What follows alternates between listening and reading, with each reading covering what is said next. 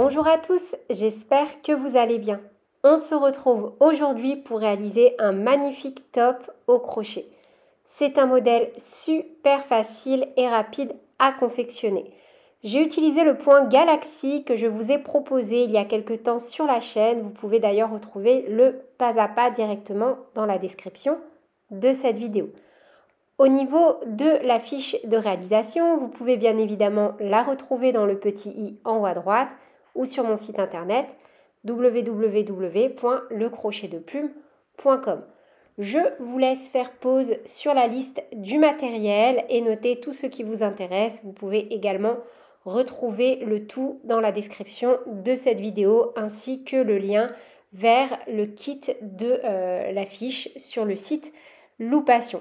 C'est un tutoriel que vous allez pouvoir adapter super facilement en termes de hauteur et même venir faire des petites manches. Si vous le souhaitez, je vais vous donner dans ce tutoriel toutes les billes nécessaires pour le réaliser selon vos envies. N'hésitez pas à me rejoindre sur mes différents réseaux sociaux et on est parti! Pour réaliser ce tutoriel, je me suis donc basée par rapport à ma blouse Valentine que je vous ai proposée l'année dernière. J'ai utilisé exactement la même technique de construction. J'ai simplement donc adapté ce modèle à un nouveau point, le point Galaxy que je vous ai proposé un peu plus tôt sur ma chaîne.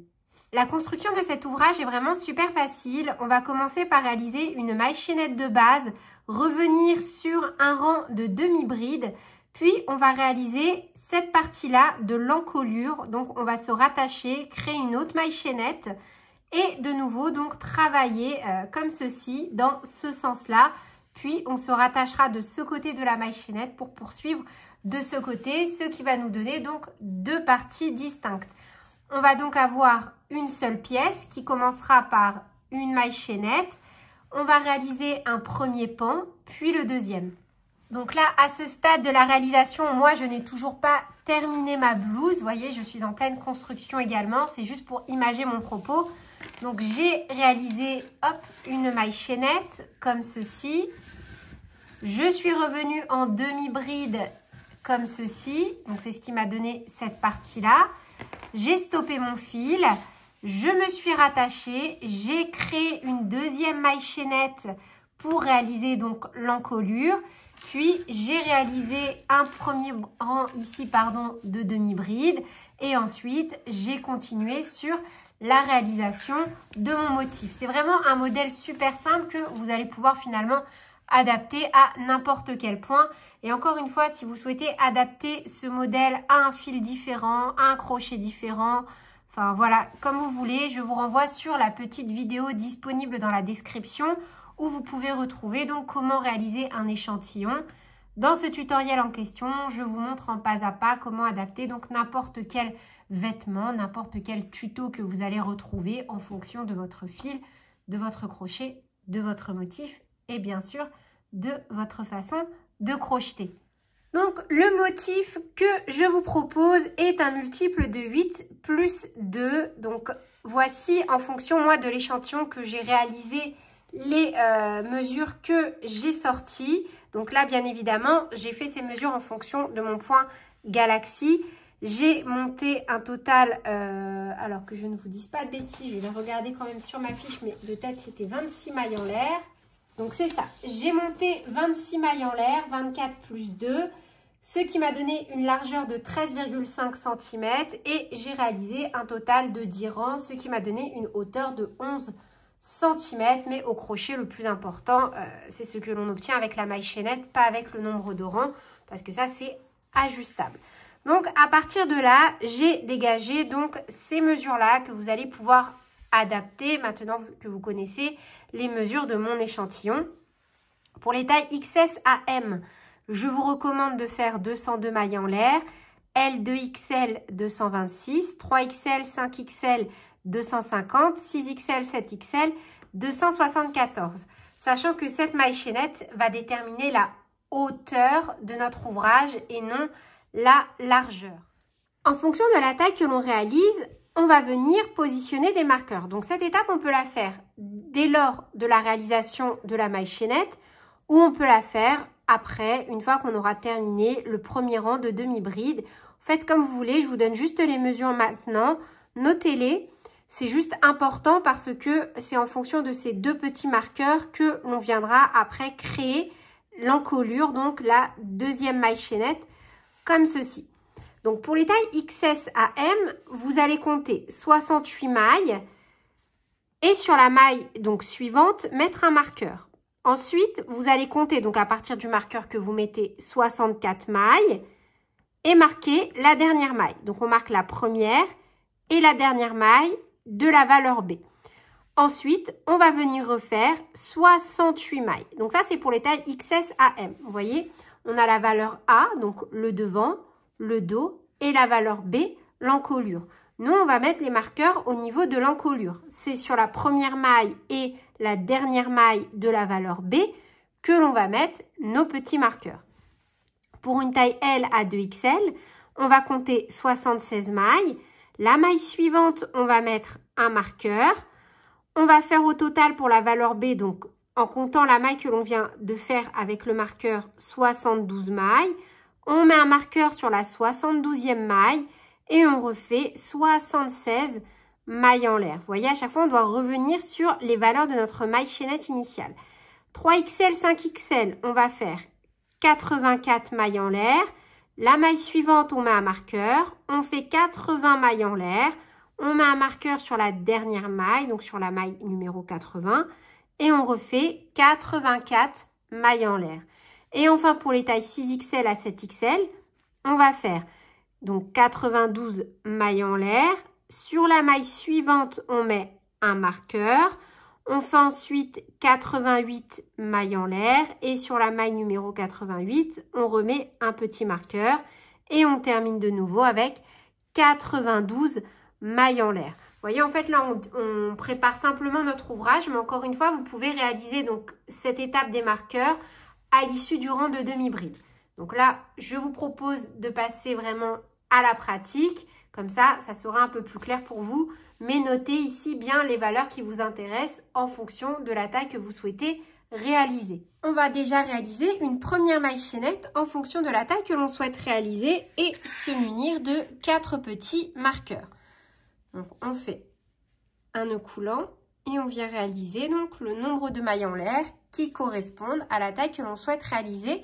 Et on va venir donc au fur et à mesure mettre nos marqueurs au niveau donc des mailles indiquées précédemment. 1, 2, 3, 4, 5, 6, 7, 8, 65, 66, 67, 68. Donc là, j'ai réalisé, on va dire, le devant. Maintenant, je vais réaliser le col. Et on va donc marquer la première maille et la dernière maille de l'encolure. Donc, on commence une. On met le petit marqueur et vous faites bien évidemment, encore une fois, en fonction de la taille que vous faites. Donc, je viens faire les mailles en l'air de mon col. 2, 3, 4, 5, 6, 61, 62, 63, 64. Donc, idem, je viens mettre un petit marqueur. Donc, moi, je ne mets pas mon marqueur au niveau, comme ceci, des maillons, des petits V de la maille chaînette, mais je viens le mettre derrière car je vais commencer à travailler au niveau de ce brin-là, derrière, pour la suite. Donc, une fois que l'on a marqué la première maille et la dernière maille de notre col, toujours en fonction de la taille que l'on réalise, on vient faire donc la partie, on va dire, du dos. La deuxième partie, on doit refaire exactement la même maille chaînette que celle du devant. 1, 2, 3, 4, 5, donc 68. Une fois que vous avez le même nombre de mailles de ce côté, on va venir faire 2 mailles en l'air supplémentaires. Donc ici, on va avoir 2 mailles en l'air de plus que l'autre côté parce que notre motif est un multiple de 8 plus 1 plus encore une maille pour lever le rang. Donc j'ai mon multiple de 8, donc pour ma part, j'ai fait 200 mailles en l'air. Je rajoute une maille pour terminer correctement mon motif et je rajoute une maille pour lever mon rang. Voilà. Un jeté et on va venir faire donc une première demi-bride. Donc moi, je vous ai dit, je vais travailler derrière, ici. Donc on saute la première maille en l'air, on pique dans la deuxième un jeté, une demi-bride. Et on vient marquer notre demi-bride. On va également venir marquer de l'autre côté au niveau de la maille chaînette, là où on a fait notre demi-bride. Comme ça, de l'autre côté, on saura également où est la dernière maille. Vous voyez, à travailler. Ce sera ici et non ici ou ici. Vous voyez? En fait, on marque la maille au niveau donc, de la demi-bride en haut et on la marque également au niveau de la maille chaînette car on va également travailler de l'autre côté. Et on vient faire une demi-bride dans chaque maille qui se présente à nous. Donc, pour ma part, je dois avoir un total de 201 demi-brides. Et vous, en fonction de la taille que vous réalisez. Donc, moi, je termine avec 69 mailles et non 68 comme sur le devant, car c'est la maille en l'air supplémentaire que l'on a créée pour les besoins du motif, car c'est un multiple de 8 plus 1. Encore une fois, on ne compte pas la maille en l'air en plus que l'on a fait pour lever le rang, mais c'est normal d'avoir une maille en plus sur le devant ou sur le dos. Ça ne se verra absolument pas lorsque l'ouvrage sera terminé. On poursuit normalement en laissant impérativement nos petits marqueurs lorsque l'on travaille le col. Et on reprend donc avec une demi-bride dans chaque maille qui se présente à nous. Moi, encore une fois, j'ai réalisé 201 mailles en l'air. Je dois donc faire 201 demi-brides. 202 car, encore une fois, j'insiste parce que je sais que c'est des questions qui peuvent revenir souvent.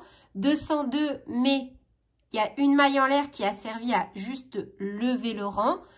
Donc, pour me laisser 201 mailles en l'air à travailler. Et donc, pour ma part, 68 demi-brides. Une maille en l'air, on coupe.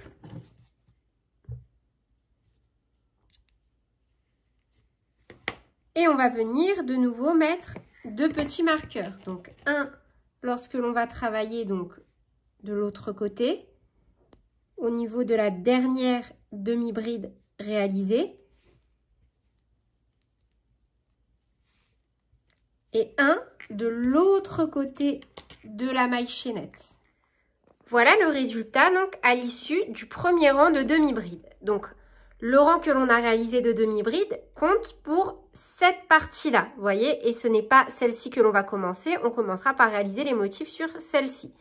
Donc dans cette configuration-là, ici face à moi, j'ai la maille chaînette de base. On va venir se rattacher pile à l'emplacement de nos marqueurs.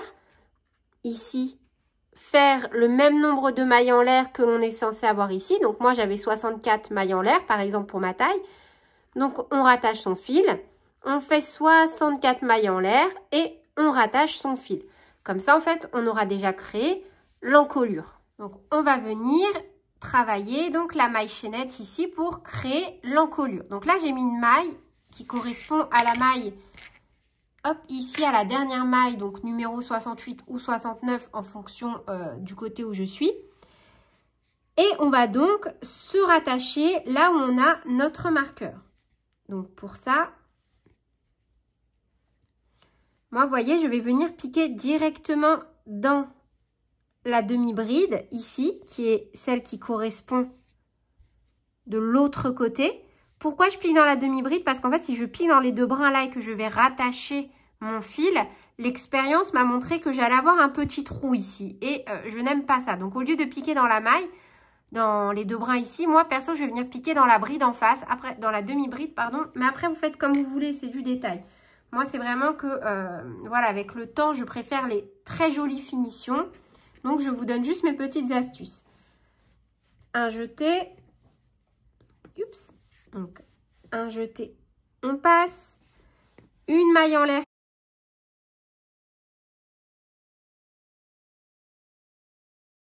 un petit nœud de sécurité. Une fois qu'on a fait donc notre petit nœud de sécurité, hop, ici, on a la maille en l'air que l'on a fait. On va venir la marquer. Donc, c'est un peu dur parce qu'elle va être serrée, mais c'est pas grave. C'est notre première maille en l'air, vous voyez? Parce que si on ne fonctionne pas comme ça, on va avoir un petit trou après. Disgracieux ici quand on va venir retravailler en demi-bride. Et ça, on ne le veut surtout pas. Donc, on a fait une maille en l'air. Donc, moi, pour ma part, je dois en faire 64. Donc, ça fait 1, 2, 3, 4, 5, 6, 7, 8. Donc, moi, j'ai réalisé 64 mailles en l'air. Et je vais venir faire donc une maille coulée directement dans la demi-bride ici, qui comptera comme ma dernière maille. Vous voyez, hop, une maille coulée. On vient la marquer, hop, donc je viens directement marquer cette maille, une maille en l'air et on coupe. Donc maintenant, ce que l'on va faire, on fait demi-tour et on va venir donc se rattacher au niveau de notre maille, ici, de notre première maille. Moi, perso, je vais piquer à chaque fois seulement dans le brin arrière. Vous voyez, on est ici et je pique donc ici. Je rattache mon fil, un jeté, on passe, une maille en l'air, petit nœud de sécurité. Et comme pour l'autre côté, on va venir faire des demi-brides. Normalement, vous devez retomber sur un total de 201 demi-brides. Parce que l'on va faire une demi-bride dans chaque maille du rang précédent. Moi, perso, donc encore une fois, je vais piquer seulement dans le brin arrière. Donc là, un jeté au même endroit, je viens faire ma première demi-bride que je viens marquer. Donc, je prends mon petit marqueur et je le déplace. J'en profite pour cacher mes fils. Un jeté et on fait donc une demi-bride dans chaque maille qui se présente à nous.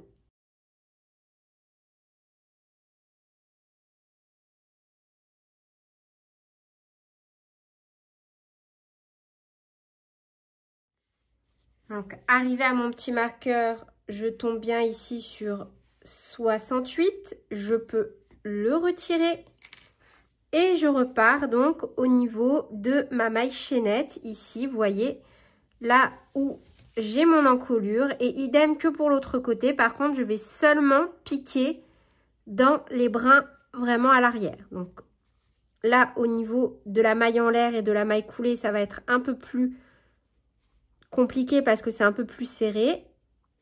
Voilà, j'essaie de bien me mettre devant la caméra. Vous voyez, hop, on va repiquer vraiment dans les brins arrière.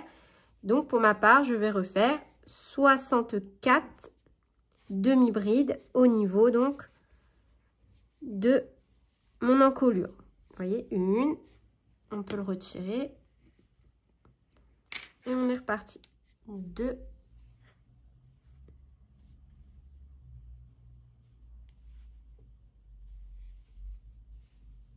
3, donc 63 et au niveau donc de ma maille coulée ici, là où j'avais mis mon petit marqueur,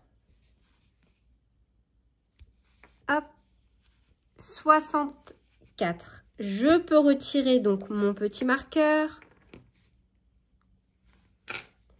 et reprendre donc normalement de l'autre côté. Petite astuce, voilà, je vous donne des petites billes. Si par hasard, ça peut arriver, vous ne retombez pas sur le même nombre de mailles.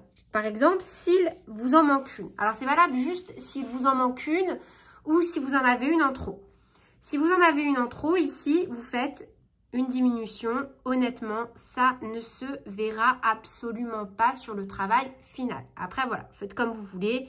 Je vous donne des astuces pour éviter de tout redéfaire.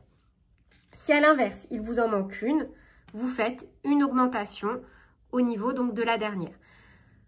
Voilà, c'est vraiment des billes pour vous éviter de devoir tout refaire, sachant que là, ça peut être compliqué quand on n'a pas l'habitude de travailler de cette façon-là, de se repérer. Honnêtement, si vous êtes arrivé à ce stade, vous avez déjà fait le plus gros de l'ouvrage. Pour ma part, c'était vraiment la partie la plus difficile à réaliser sur ce tutoriel, mais voilà, pas de panique. Si c'est un delta d'une maille, honnêtement, n'hésitez pas à faire une augmentation ou une diminution. Ici, dans le creux du col, ça ne se verra absolument pas. Donc là, ensuite, on va reprendre normalement donc de l'autre côté. Pour ma part, toujours en ne piquant que donc dans le brin arrière et donc on repart sur le même nombre de demi-brides. Donc là, moi, je dois en avoir de ce côté normalement 69. On peut retirer le petit marqueur. Et donc voilà le résultat une fois qu'on a réalisé nos deux bandes de demi-brides de chaque côté. Et bien évidemment, ici, on fait en sorte de garder de l'harmonie. Voyez que ça ne vrille pas, que ce soit au niveau du dos et du devant. Donc maintenant, on va reprendre avec notre motif Galaxie. Maintenant, on va donc pouvoir passer à la réalisation de notre motif. Donc moi, je vais partir sur mon point Galaxie. Je vous ai mis le lien vers la vidéo en pas à pas dans la description donc, de ce tutoriel parce que je me suis dit encore une fois que j'allais alléger cette vidéo. Donc, on va commencer par le rang numéro 1. On va faire une maille en l'air. On pique dans les deux brins, une maille serrée. Et là, du coup, on vient remettre le petit marqueur. Un jeté, on saute 3 mailles, 1, 2, 3, on pique dans la quatrième et on vient faire au même endroit 9 brides. 1, 2, 3 et 9. On saute 3 mailles, 1, 2, 3, on pique dans la quatrième, une maille serrée. Et on répète cette séquence. Encore une fois, si vous voulez voir ce point en pas à pas, vraiment, allez dans la description de cette vidéo. Au moins, vous avez une vidéo vraiment consacrée à la réalisation de ce motif. Et vous pouvez mettre pause, ralentir la petite molette.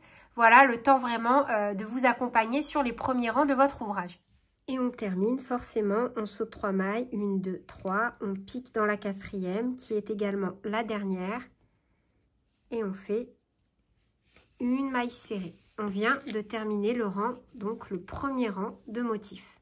Donc là, j'ai réalisé le nombre que je souhaitais par rapport à ma taille. J'ai 23,5 cm et je prends cette mesure dans le col. Je ne la prends pas là parce que ici, il y a la petite bordure en plus.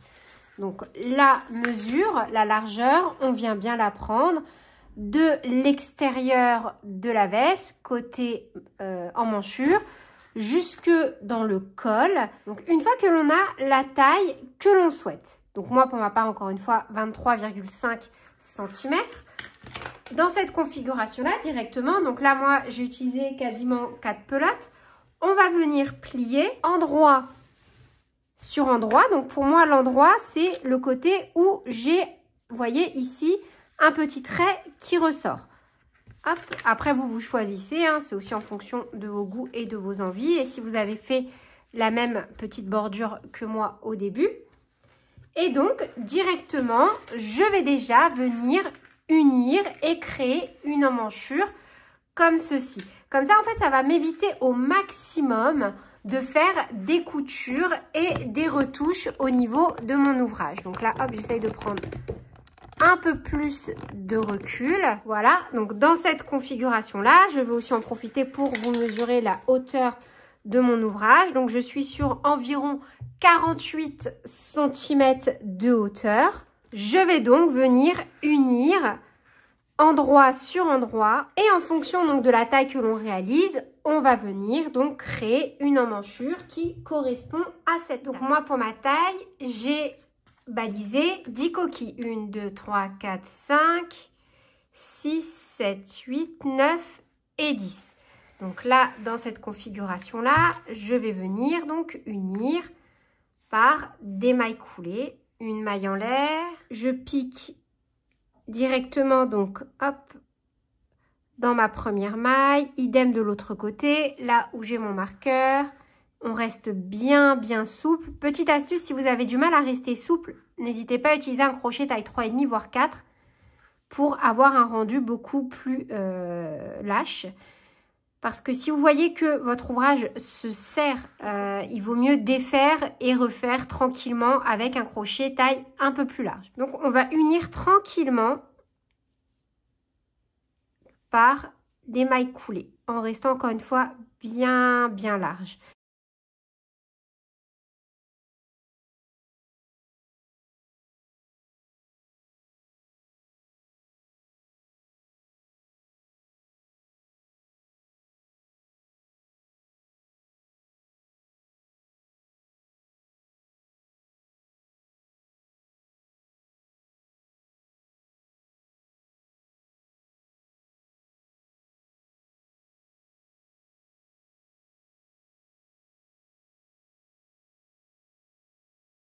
Voilà le résultat lorsque l'on tourne notre ouvrage. Donc moi, j'ai uni du bas jusqu'en haut et voilà le résultat donc sur mon devant. Vous voyez, là, c'est l'envers où j'ai mes mailles coulées et forcément, je me suis arrêtée au niveau donc de mes coquilles en piquant dans l'une et dans l'autre en face.